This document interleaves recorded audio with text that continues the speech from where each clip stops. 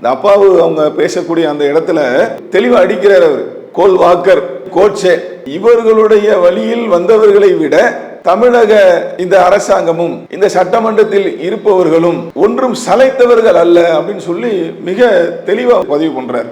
நீங்கள் சவார்கர் வழியில் வந்தவர்களுக்கும் கோட்சே வழியில் வந்தவர்களுக்கும் சற்றும் குறைந்தவர்கள் அல்ல. தமிழ்நாட்டு சட்டமன்றமும் சரி என்பதை வெள்ள நிவாரணத்துக்கு இதுவரைக்கும் ஒத்த பைசா தராம இருக்கிறார பதில் சொல்லுவாரா? ஆள் கிளம்பி போயிட்டு என்ன சாக்கு தேசிய கீதம் பாடப்படவில்லை, ஏதாவது ஒரு காரணம் வேணும் இல்ல, எனக்கு மத்தியில இருந்து அங்க இருந்து என்ன சொல்லுவாங்களோ அதைத்தான் நான் செய்வேன்.